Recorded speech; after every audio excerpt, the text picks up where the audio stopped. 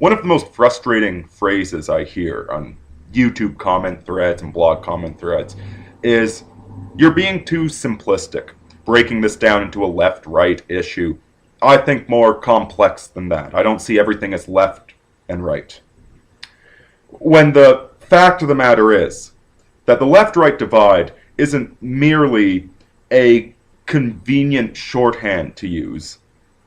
It's actually a very physical reality between two different types of people, two different types of ideologies. Now, I can certainly understand why somebody would view the left-right paradigm as overly simplistic, for the simple fact of the matter that politics nowadays are a complete mess. You see the parties switching sides constantly. You see incoherent values coming from both sides.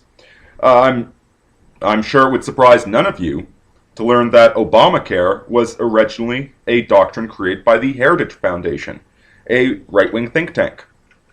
And during the 90s, during the early aughts, it was something the liberals hated. Now, Obamacare is something the liberals love. And the conservatives hate, when they were the ones touting it in the first place.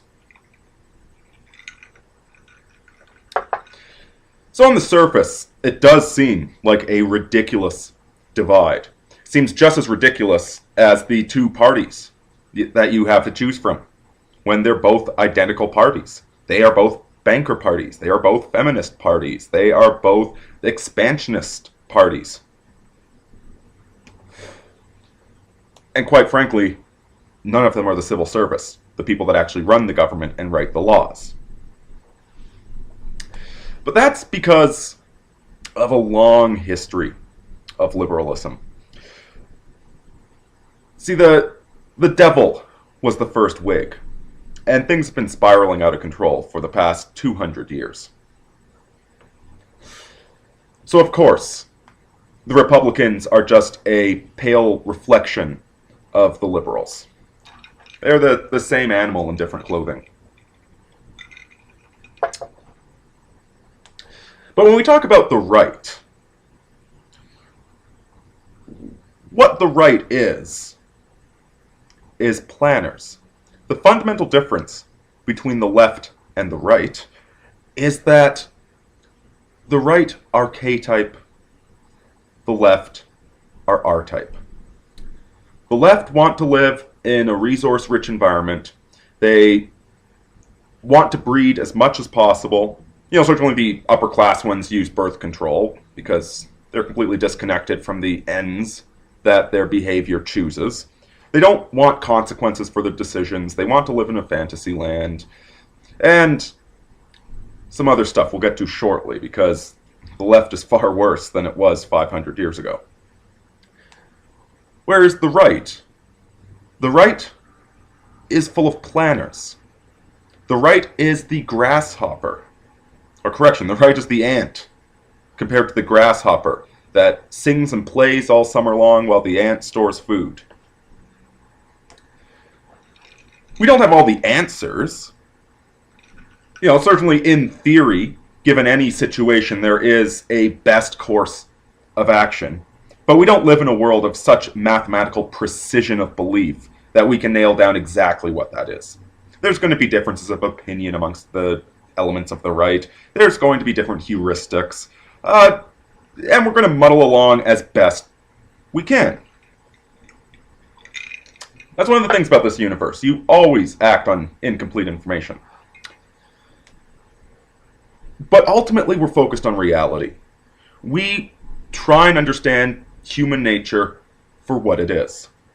That you will have violent people, that hierarchy is something that comes naturally to society, that men and women have different sex drives, that operate in different manners, etc., etc. And we can have long conversations about this. Of course, people on the right are going to disagree with one another.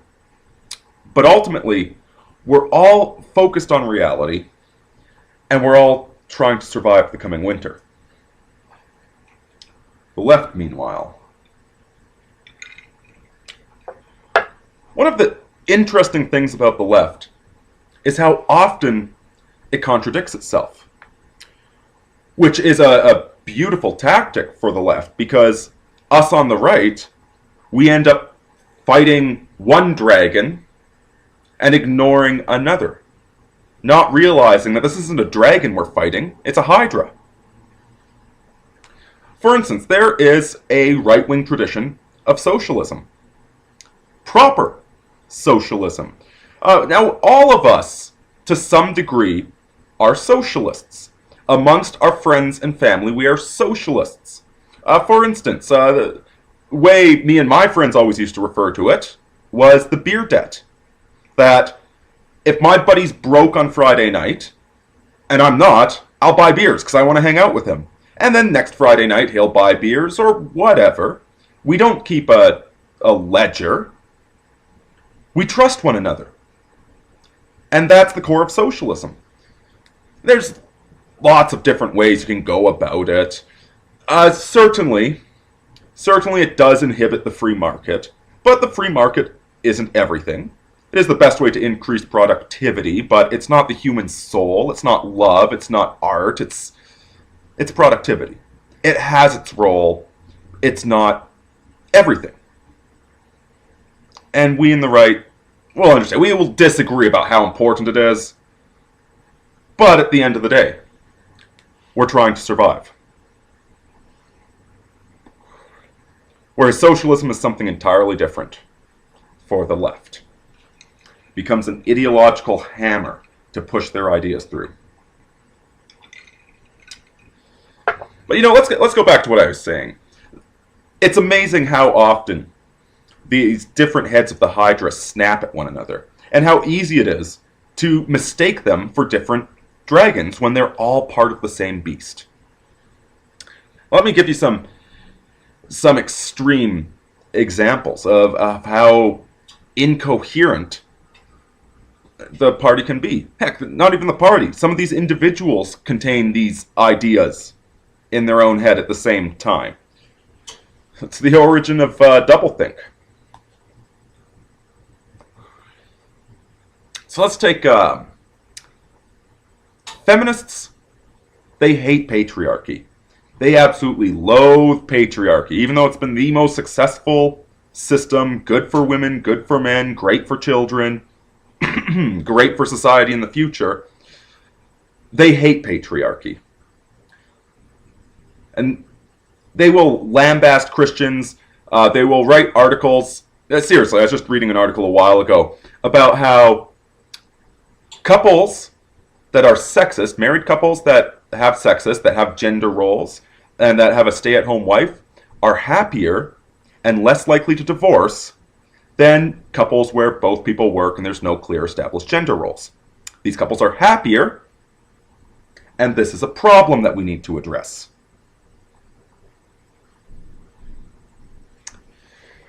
Insanity is at these people's core. So yes, because it's patriarchy, even though everybody in the situation is far, far happier than they would be in the post-utopia liberal world, it's a problem because they hate patriarchy. And yet, you will hear feminists defending Islam.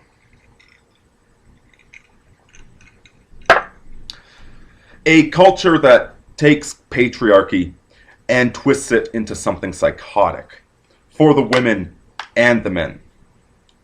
You'll certainly hear MRAs talk about male expendability. Guys, you ain't seen nothing. Go look at the Middle East. That is male expendability. If you aren't one of the top guys, you're a cur.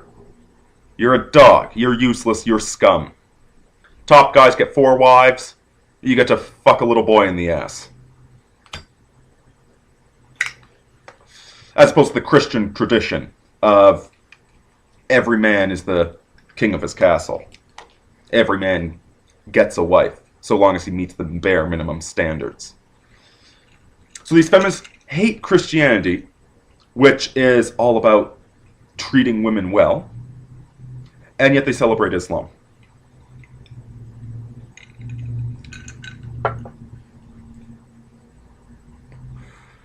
They've got this liberal obsession with freedom.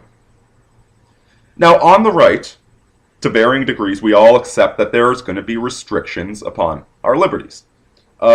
Contract law. Something as simple as if you marry somebody, you've made a commitment to them. You've signed a contract. You owe them something. And you can't break that contract unless if the other partner breaks it. You know, if you break it, there are consequences to pay. But the liberals reject that. They want the perfect, absolute license to do whatever they want. And yet they're also the first ones to tell you how to live your life.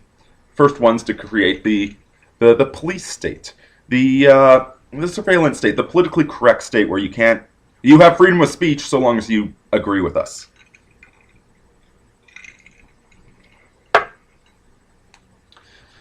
Then you've got the feminists and the GLBT community.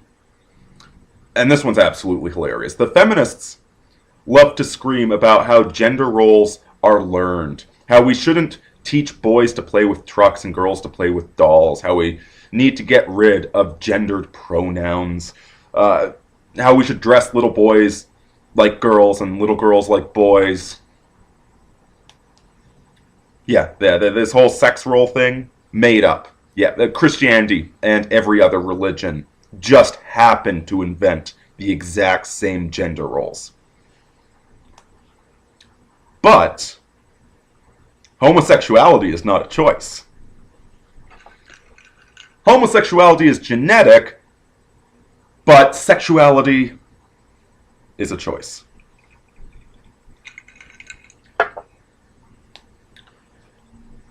The liberals are for legalization of weed, and yet against cigarettes.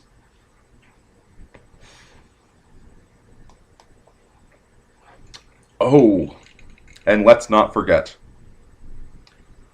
the liberals are obsessed with health. Your typical upper-class liberal, you know, they do the marathon running. You know, they don't do weightlifting. Weightlifting is prole. It's, oh, look at that guy. He's too muscular. That's not attractive when someone's supposed to. No, they do long-distance running because men and women can equally long-distance run, more or less.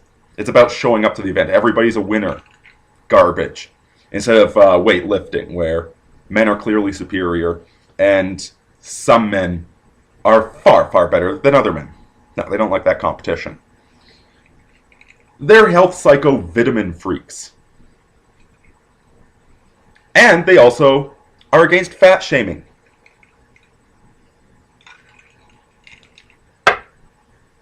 So you see this big mix of like all these completely opposite ideas that cannot coexist with one another. And that's the camp of the Liberal Party, of the leftist. And so, yeah, right there on the surface, it seems like calling all of that leftist, you know, you're putting a bunch of heterogeneous objects into the same vat. It doesn't really make perfect sense, does it? Well, again, the soul of the leftist is not, it's not about empowering women for the sake of empowering women. It's not about pretending that all races are identical in temperament because they are or something like that. No, the soul of the liberal is the Marxist. This was perhaps never realized so perfectly until the 1800s. Until that point where people were getting better fed. You had this post-mutation of Christianity. You had guns empowering people because everybody's equal with the gun. The modern Marxist is a utopian. Of course, I mean the original word utopia, of a existence which cannot exist, a contradiction in nature.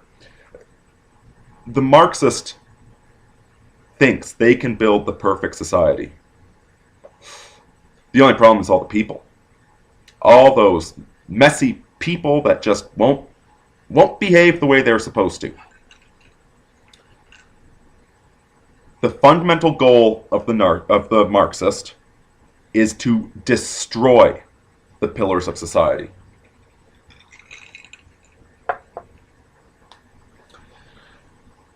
So you've got the feminists attacking men for two different reasons. They're attacking men, first of all, because men are the more productive sex.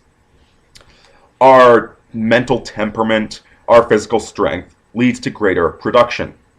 You put a man alone in the woods, then a month you're going to see a cabin.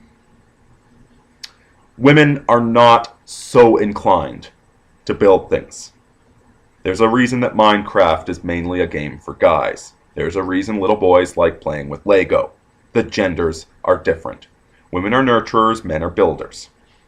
So that's the first thing. If you want to destroy a society, you need to make the society poor. So, attack men for being economically productive. Tax them to death so that we don't want to work anymore. And send all that money over to women.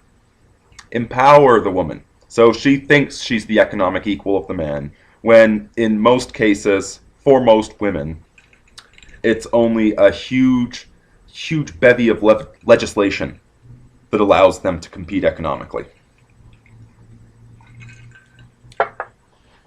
The other reason, the sex-positive feminism, another contradiction there, porn is rape, but we're sex-positive slut-walk women, yeah. The sex-positive feminism is to try and get girls to sleep around like guys to make them miserable. There's nothing feminists hate so much as a happy housewife. They know she's happy. They know the kids are better off. They know that the husband is busting his ass to support them, and he's happy to be busting his ass to support them. And that whole situation sickens them, because that's something strong. That's something healthy. And as long as that little glimmering seed of light exists, you can't completely deconstruct all the people. So, turn women into whores.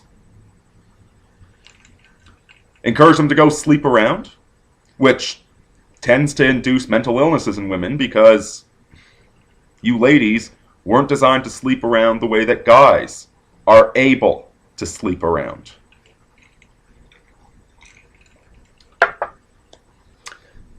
Make the women unmarriageable and beat the men so hard over the head with feminist ideology that they become a bunch of pathetic beta losers who are also unmarriageable. Destroy the marriage. The diet advice. Centralize everything. Destroy people. You don't smack them on the head one moment for eating all that refined sugar, and then come and tell them from a doctor that you need to eat more refined sugar and less red meat.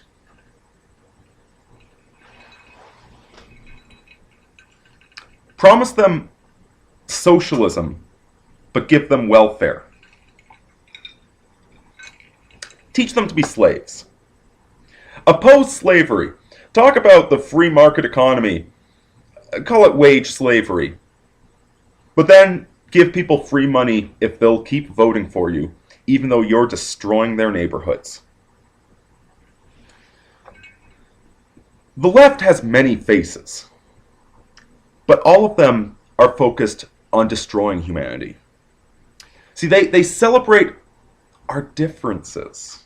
They want us to be open-minded, to allow everybody into our organizations. They don't want us drawing tribal lines, but then they create these tribal lines. They create these subcultures. They create these marketing departments. And now, here's the thing.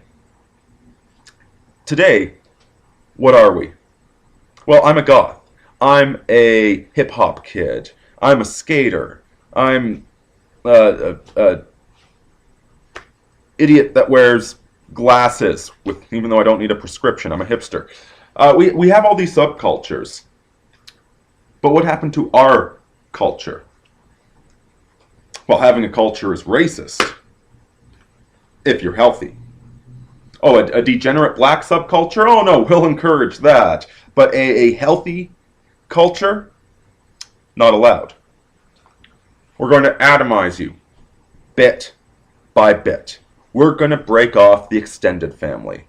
Then, we're going to break apart the nuclear family. It's just been an invention of the past 2,000, 4,000 years, the nuclear family. We're going to get you to align with subcultures that we market to you. That change, but they are always the same. We're going to talk about teenage rebellion. Rebellion against what? Well, rebellion against your parents. We don't want you getting along with your parents, now do we? We're going to make you poor and dependent upon us.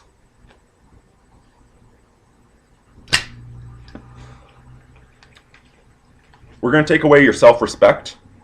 We're going to take away your guns. We're going to take away your strength and your hope for the future. We're going to cripple your legs and sell you a pair of crutches. And once everybody is on crutches, well, then we can do whatever the hell we want with you. We will put you in room 101 and teach you to love Big Brother, and then we will have the perfect society where men and women are interchangeable, where there is no sense of ethnic pride, of nationalism, of familial bonding. No, none of that. Sex will become a bowel movement, and we'll all be perfect cogs in their machine. That is the soul of the leftist. Every single one of them is either a useful idiot or actively working towards this end. So don't get worked up attacking your fellow brothers and sisters on the right. I see far too many instances of people, for instance, attacking feminism and then saying that we need more Islam in North America. Have you seen how prosperous the Middle East is? If Islam is so great, then you can certainly move there. And it's not as if the Islamic countries aren't being infected with feminism as we speak. But it's patriarchal. No! That's not the point. The point is not this one little battle that you're fighting against this one particular head. It's a hydra. It all comes from the same place. Destruction of the West, destruction of our society, destruction of our history, destruction of our very souls.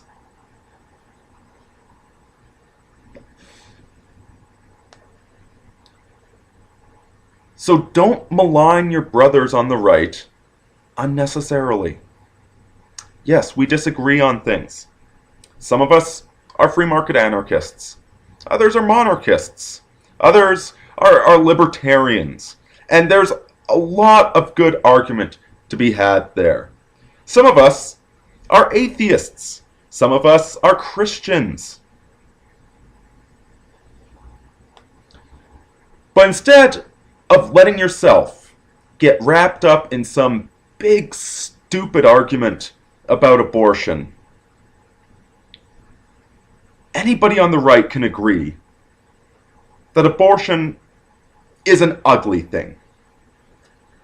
Some people will say it's a necessary thing. Other people will say that it's an evil thing from the beginning. Some people will even go so far as to say that birth control, period, is morally identical. And certainly, some of it is. But at the end of the day, none of us celebrate abortion. It might be necessary. Whereas the left, they seem to have outright glee about the whole thing. A lot of us on the right are quite disgusted with the concept of the family. And, take one cruise through the suburbs, and you can understand why. Look at these fat idiots with their cookie cutter houses, all trying to keep up with the Joneses, raising terrible monster children, passing them off to school teachers and nannies to raise. It's a pretty ugly, disgusting thing. But at the same time, we all know we need children for the future. We have a birth rate of 1.6 in Canada. Replacement is 2.1. We are going extinct. We can have different perspectives on all this stuff. On the right, we can have interesting conversations. But ultimately, what it boils down to is surviving, is about thriving. The liberals are all environmentalists.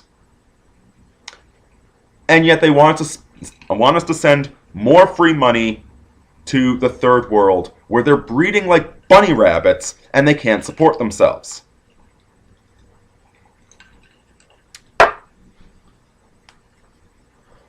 The liberals are more than just R-type savages. Plenty of them are merely R-type savages. And a lot of people that vote liberal are just poor, misguided fools. But the real leaders of the liberal movement, they're not just spoiled children. And they're worse than just narcissists.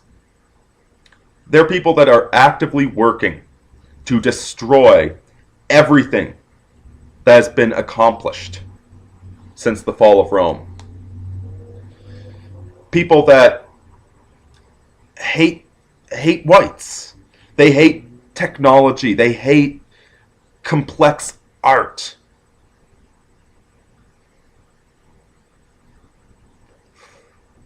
They hate children. They hate love. They hate strength. They hate knowledge. Anything that is good in the world, they hate. These are people that Nietzsche challenged to become better than just a low church slave. And they stared into the abyss so long that all they can do is worship evil and try and degrade the entire human race to the same lowest common denominator. So when you hear people talk about the left and the right, you might not be the same type of right that they are, but you're going to have a lot in common.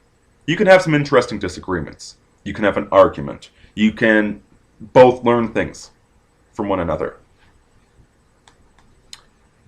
But when you talk to somebody on the left, doesn't matter if it's a feminist, an environmentalist, socialist, a communist, it doesn't matter.